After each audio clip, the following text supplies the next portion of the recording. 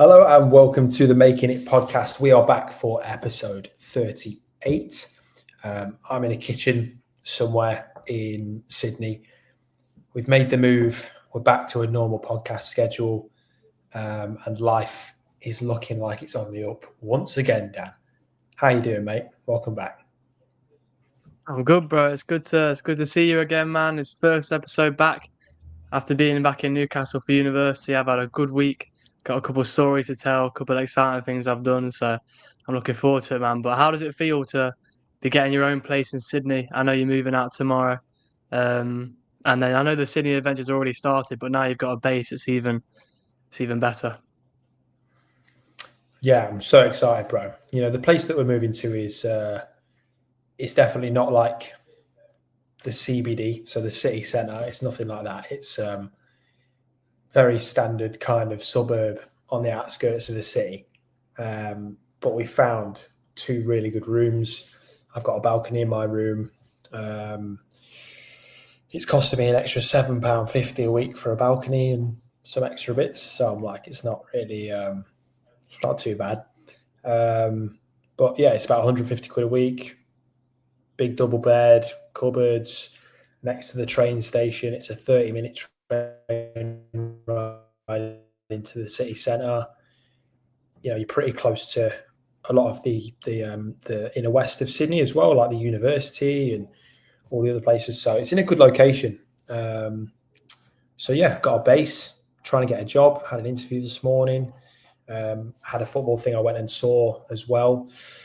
So yeah, it's been a good start to my time here. It just feels weird to be like in such a busy place.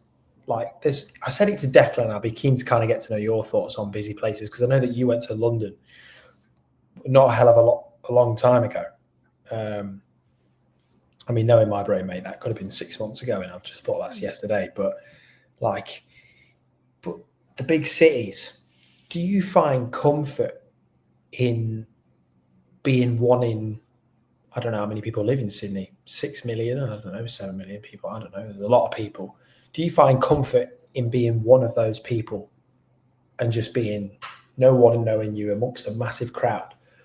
Or do you find it really scary and daunting? Because when I was in an interview this morning, one thing that they asked was kind of why we wanted to come to the city, like why Sydney? Because you can go anywhere. In Australia, like there is beaches, there's beach huts, you can work at a hotel resort and like you can just live a quiet life happily. You'll get sponsored and you can live it for the rest of your life, easy. But I kind of, like I said in the interview, the thing I liked was that when you're in a big city, you see people that you want to dress like. You see jobs that you want to do. You maybe see a car you want to drive. You maybe see people enjoying life in a different way to you do, not even for the material stuff, just socially. And you can see it on their face that they enjoy things in a different way. So I feel like I enjoy the city because no one really knows me. And the opportunities that that place has, they're all in front of you. The big buildings, everything. The opportunity that is, the endless opportunities are just there staring you in the face. Whereas in a smaller place, I feel like I'm in a box and I'm a bit trapped. Whereas there, I feel like I'm on a GTA map or something. Like it's just never ending. Do you know what I mean? What do you think?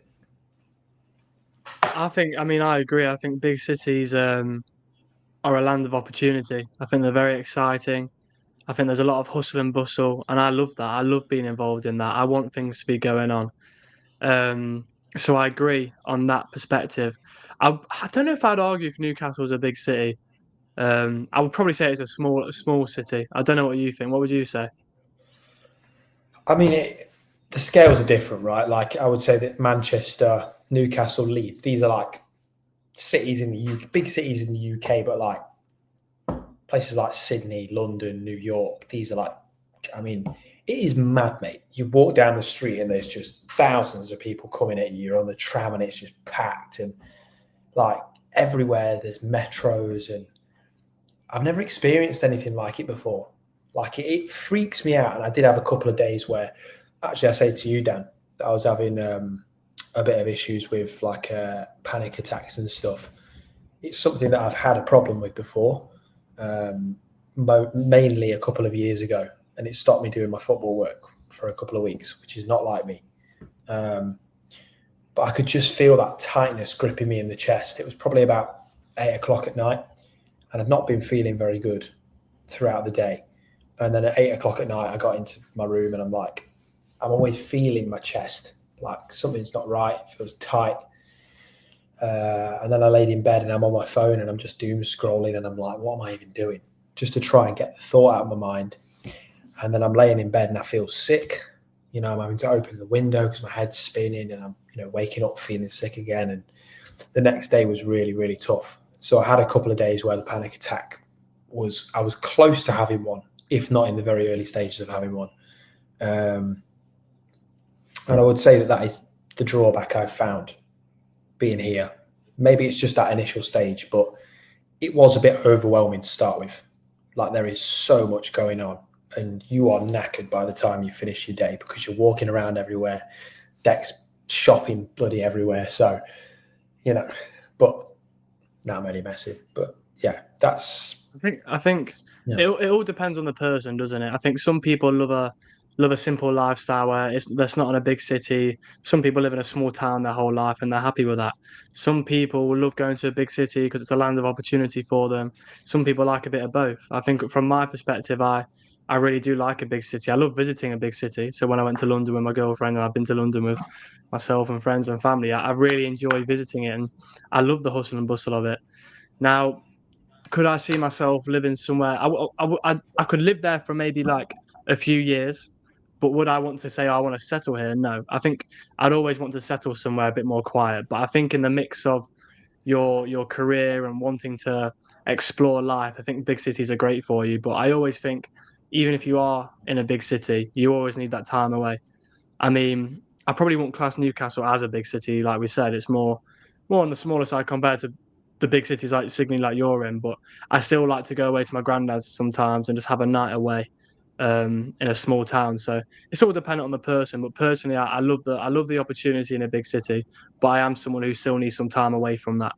But living independently, I know that's something you wanted to talk about today, and that's something I've done for the past couple of years of uni and but it's a new experience for you being out in Australia. And I would also say very recently, because I think living where you were, yes, you had your independence, but you were still with a family. And obviously, like we spoke about last week, you probably didn't get as much independence as you would have liked. So now you're really starting that independent lifestyle with your best mate. So how have you found that experience so far? It's been fun.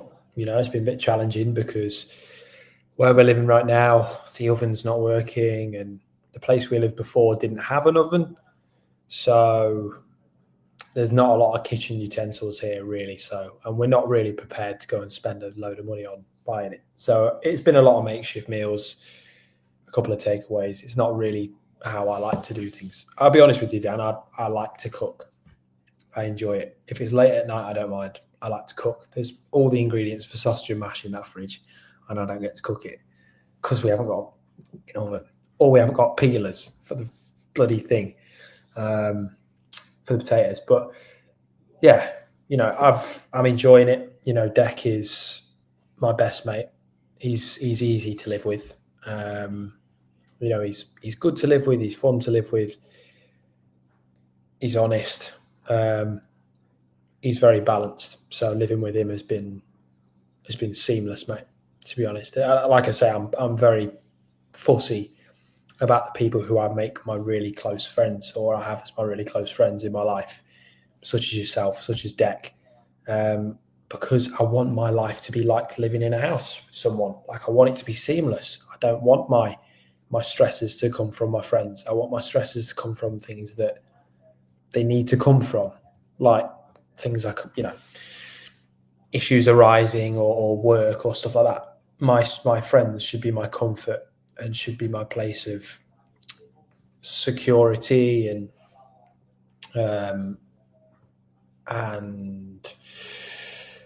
just kind of clarity. When I need it, I want my friends to be there to give me an honest, balanced assessment on whatever, and not even just that, just have a laugh. Do you know what I mean? Like me and Deck will be just having a laugh all night. Like it'll be 11 o'clock at night and I'll just randomly say something to him. And he's like, shut up, you idiot. Not quite in those words, obviously, but I'll keep it PG for Dan. But yeah, but I would say that living independently has been great. The food situation has been a bit difficult. And to be honest with you, Dan, the one thing I've really, really, really craved is just that base. I really need the base to live now, because living out of a suitcase and not really having a fridge that we can really put stuff in and a kitchen we can cook in is breaking me a little bit. So, yeah, I need that base. So tomorrow is a brand new start and a bit more stability. Stop right there. This is Daniel talking here, and I know right now you're enjoying the episode, but I've just got to give a really big shout out to something, and it's Making It Moments. You know, that's where our guests are. That's where the people we bring on to talk about their journeys are. Go and listen to Making It Moments. Go find them on our Spotify and YouTube. Find clips on our socials. Making It Poddy. Making It Moments. Base is so important, brother. You know, I think about my girlfriend, and I think last year she was in a flat. I'm not going to say these people weren't nice people, but they weren't the most social. They didn't want to do a lot with her. In fact, they did nothing with her. In fact, they kind of like to keep themselves, which is fine. But for Scarlett, she needed people to be able to talk to when she's at home. She needed a good base. And this year, she's in a new house with new housemates. It's a better environment, and already you can see things are better. I think it's so important, and that's something that these experiences that you've had in Australia, maybe not having the best base beforehand, and now you're going to have your own base. It's a good way to learn for when you actually do settle down and you may have a family. You know what's right for that base, and you can from all these experiences growing up, when you finally get the chance to create that for yourself, you've took your life lessons, and then you know what to put into that base. It's almost like cooking. You know, what ingredients are you putting into that family, that home base? It's very important. You need a secure place to go back to. You need good friends, like you say, to go back to. Your good friends shouldn't be causing you stress. I think that's a very good point. I think living independently for me has been a good experience for me, the basics, learning how to do things for myself, like your washing, like your cooking, but also the dynamics of living with other people. Say right now, it's just me and my housemate Isaac, and it's just us in the house. But we're, like you say, it's seamless. We're living well together, and then two other lads are going to come in, and then we'll work alongside each other. You build a lot. It's teamwork. It's communication. It's actually growing relationships, not just through having fun, but you see the ins and outs of each other every day. When someone doesn't flush the toilet, do you go and shout at them, or do you just say, "Oh mate, could you flush the toilet?" Like little things like that. You know, how do we speak to people? Like the episode we did a few weeks ago, your words matter, especially if you're living with people. So living independently for me is it's the best place to learn about yourself and others, and it's really really good. And being back at uni this week has been really nice, getting back into living independently. I had a great summer. I was emotional coming back on the coach to Newcastle, because I've had such a good summer, and I was thinking about my close friends, I was thinking about my family, and just one of those ones when you're going back into the wild, you know what I mean? But now I'm back. It's been good. I've got back into my coaching, which I've just been trying my best to learn and observe and take information in. But been listening to a Matthew McConaughey podcast on Diary of the CEO, which obviously you've started listening to as well. And he said something which resonated with my coaching and just life in general. He said, be less impressed and more involved. And I think it's a really good point, because especially when my coaching, I could be there and I could be, oh, I'm so happy to be here. I'm just going to not do anything and just take it all in.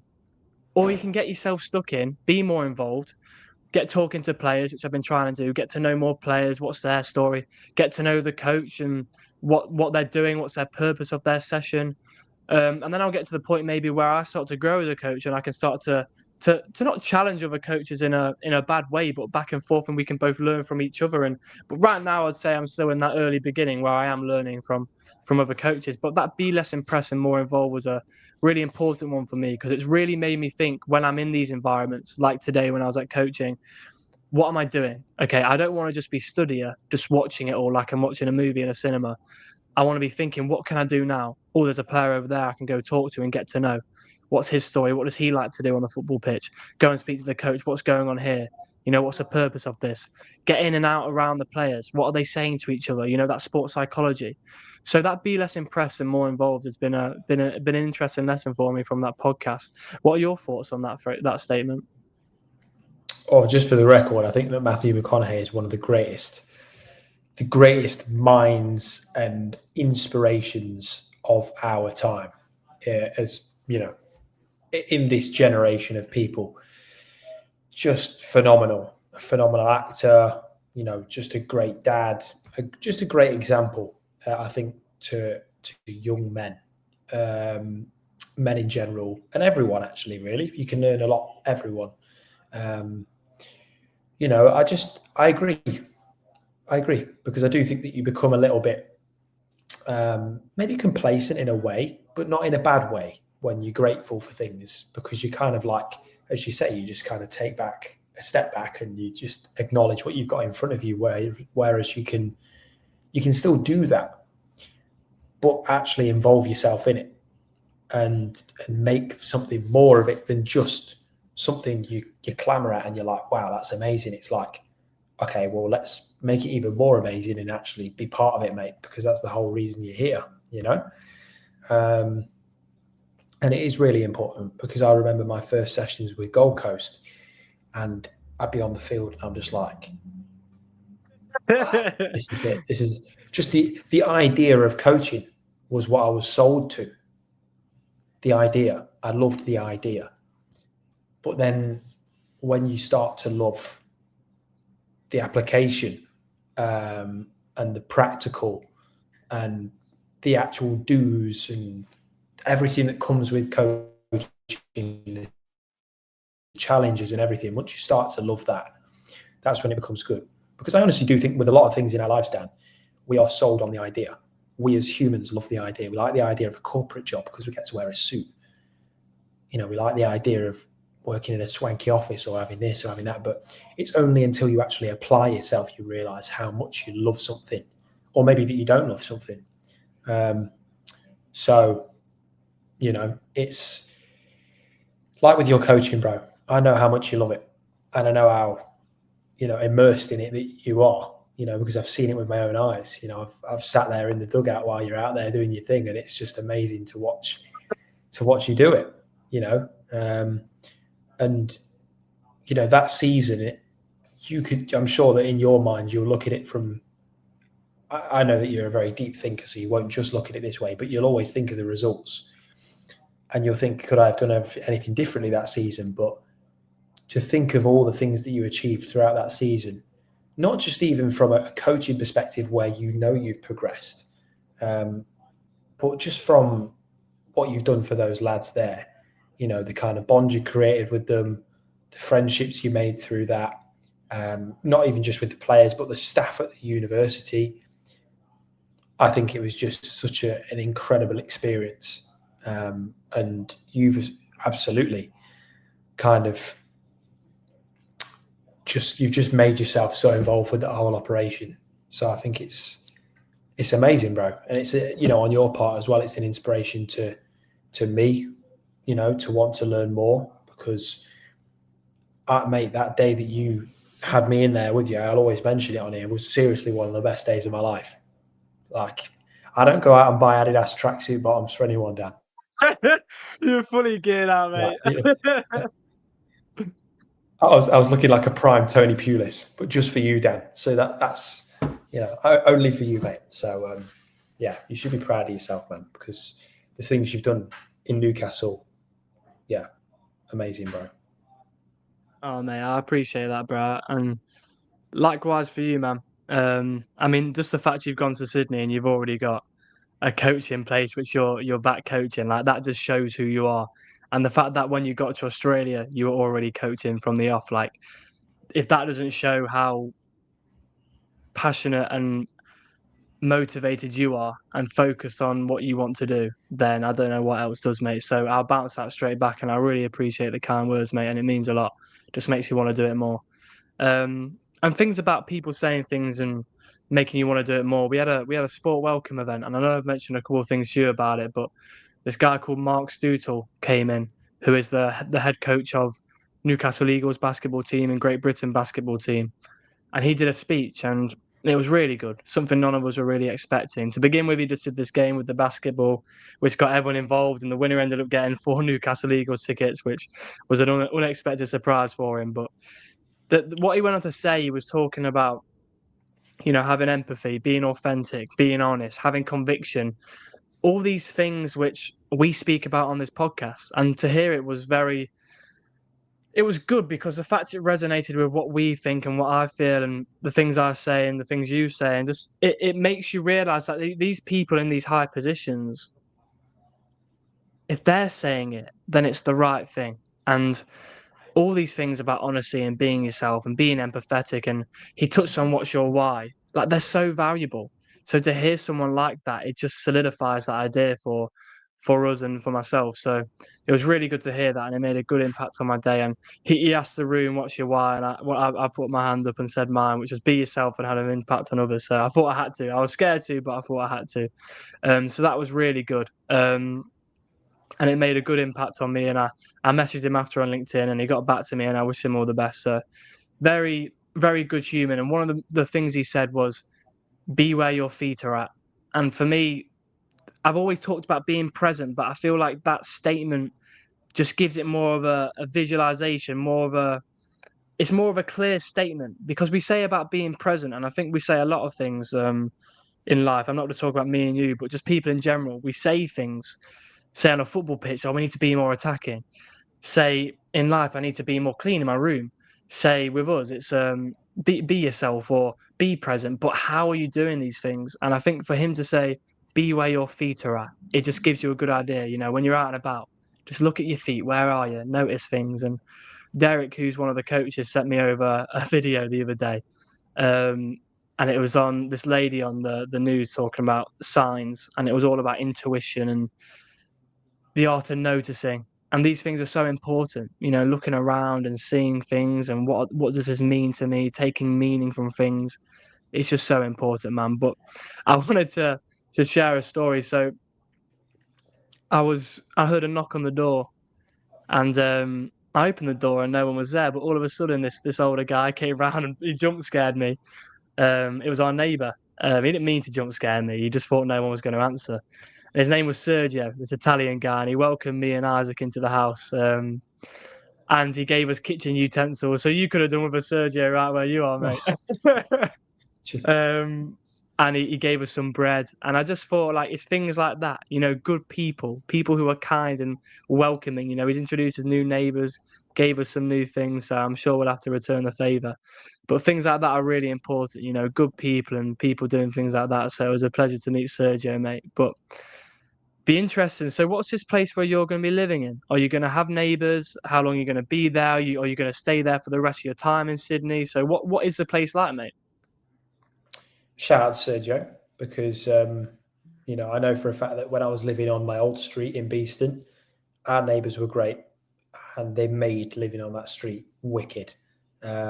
So neighbours are everything. And I don't want to go too religious on you, Dan, but love thy neighbours and all that kind of stuff. It's real. It's real. But we're moving into a shared flat. So there's me, Dec, and one other person. We don't know who that other person is. Really? Wow. So we have no idea what the dynamic is going to be like. We've been living in a shared flat for the last week, and we've only met one of the people that's lived here, and there's been 3 or 4 people pass through. So hopefully someone that's outgoing, but our vote makes up two out of the 3 in the house. So it'll be loud music every day. No, I'm only joking. But hopefully we can just get on with them, establish a good relationship with them, and have a bit of fun. It's the whole point of living in a shared place. You'd assume that they're probably on a similar kind of situation to us, renting a room somewhere. But this is somewhere that we're going to be until at least Christmas. So we've got a really nice longer term base for a while. And then after Christmas, bro, I have no idea, to be completely honest with you. I've said this to you time and time again. This trip is a massive life experience for me. I want the independence. I want the challenge. Money's running out. And and I really want to experience the having to eat pasta and to grind for work. You know, I'm out emailing and trying to get jobs all day, man. I'm throwing everything out. Like I want to work so bad. So yeah, you know, just I'm here for the side quest. I love the plot. That's just how it is, bro. I'm loving it. Everything that we do, you know, like one thing that I really like that me and Declan have done is that we'll walk into a shopping centre or go into the street and we'll go, where do we go now? And then we both look at each other and we go, fuck it. Let's just walk down a random street. You know, let's walk. We walked down to this random shop the other day and we discovered a brand new shopping centre that took us 15, 20 minutes to walk through because it was that long. Like it was completely underground. And you just by going down a random street somewhere, you just find stuff. And to think that my morning walk went from, you know, again, not Byron Bay is beautiful, by the way, but it's so quiet, you know, so you walk down to the beach, you walk back 20 minutes and you're done. To think I'm now getting on a tram for 10 minutes and walking 10 minutes into town and you're at the Sydney Harbour Bridge and the Opera House is like, it's freaky because you've seen it on TV, you've seen it on the internet, and you just never, ever picture yourself just being able to take yourself there. And I'll be completely honest with you, when I was having a couple of bad days, I took myself out one morning because I felt rubbish and I needed to just get out of the house. I went on my own and I had a little cry. I had a little cry on the bench and just kind of looked around. And I'm like, just, you know, just kind of my emotions just came out in that moment. So, yeah, this place is absolutely ridiculously cool. Sorry to interrupt, but we've got something to tell you. It's Jamie here. And Daniel here. And we are from the Making It podcast because you're listening to that right now. Please give us a follow on Spotify and click the notification button because we want you to keep listening and we hope that you're enjoying our content. And follow us on social media, Instagram, TikTok, Twitter and Facebook, all at Making It Poddy. And drop us an email, makingitpoddy@gmail.com. Enjoy the episode and we'll see you soon. Enjoy. And where we are is a half an hour train into the city centre, but even then, you're half an hour from one of the most beautiful, amazing places in the world. So, just, yeah, amazing. I think when we're writing our own path, I think that's where life feels at its best. And you being out in Australia right now, not really knowing what's next a lot of the time, I think that's the exciting thing. But another exciting part of it is the fact that you're the person choosing where that next place is. You know, because when you think about it, when we grow up, we go to school, you know, we go to college, and we're often being told where to go, which is obviously what's going to be the case because we're not going to be 10-year-old people trying to find a job and make a living. But when you now get that opportunity to create your own life and create your own path, I feel like that's why something like this podcast for me is so important because of the things we talk about. Because now we're getting to this age where we are creating our own path. It's now our responsibility to create our life and what that's going to look like for the future. Having these values and these things that we do are so important because no matter where you are, you can take them with you. Just like when we spoke about, no matter where you are, your mind is with you. So I'm sorry to hear, bro, that you went to the bench and you had a cry, but I think the way you are with your emotions and how open you are about them, and I think the fact you accept it and you let it happen and you don't fight it it shows a lot about you, mate. And all these experiences are gonna make you the person who you are in the future. Now, I want to ask you about how you would have dealt with this situation. So the other day, I'm walking back from my mates, went to watch the Man United Chelsea game, and I'm walking past this bus stop, and all of a sudden, this guy comes from the bus stop, just jumps out and goes, "Please, so like, I need some help. It's so wet, it's so cold. I've missed my past 2 buses. Can you just wait with me, please? And I've got no money on my credit card. It's not working. Could you pay for my next bus when it comes?" So I was like, I don't know what to make of this situation because we're at a bus stop when it's wet, cold, it's dark. Like anything could happen to me if I just waited with this guy. But I wanted to help him. So I kept my distance a little bit, and I just said to him, "Look, like I'm not gonna wait with you. But have you got some bank details? I can transfer you some money." So he gave me his bank card, and I sent him £5. But then after that, I was proper like freaking out, bro. I was stressing out because I started to think like, have I just sent someone money? And like I was starting to think, if you send someone money, can you get scammed? Like because now my bank's interacted with his. But I came back and I spoke to my housemate Isaac, and he was like, bro, like if we could get scammed from just sending someone money, you've not given your bank details. Actually, he's given you his, and you've just sent him some money. The only scam is the fact that he might not have got on that bus. So I'd be all right. But the funny thing is the fact that I was thinking, has he just lied to me? So I turn around and I go to look at the bus stop, and when the bus came, he wasn't there anymore. So either I sent him a bit more money than he was expecting, and he could have gone to get some food, or I've just been scammed out £5. But I don't mind. I've given £5 to a guy, you know. But I was proper freaking out. Then I started to think, is this guy following me home? And then I just got home and I was stressing, and Isaac could tell I was stressing, and he just calmed me down and said, "Look, man, you're all right." And I spoke to my girlfriend. He said, "You're fine." But what have you done in that situation? Because some people have said to me, like, they probably would have just said, "Look, I've got no money for you." I don't know, mate. I don't know. Like I'm in a mindset right now where if someone did that to me now, I'd probably invite them into my house to live with me. I don't know. I don't know. Like it depends, because when you're on your own in the dark and you're still in a place that isn't home, I would say that you perceive that kind of thing as a threat. Do you know what I mean? Since I've been out here, I've not felt as nervous about stuff like that. So I probably would have stayed. But then I think you probably were right not to. That was probably the most sensible thing you could have done. You just don't know with some people. I'm not a massive fan of giving my money away really anyway.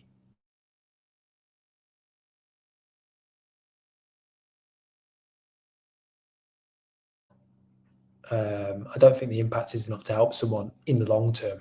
You know, I'll always offer to buy someone food or drink or suggest somewhere they can get support. You know, obviously because my stepdad works with homeless people, so we try and mention, if I see someone, try and mention where they can get that help that can kickstart their life.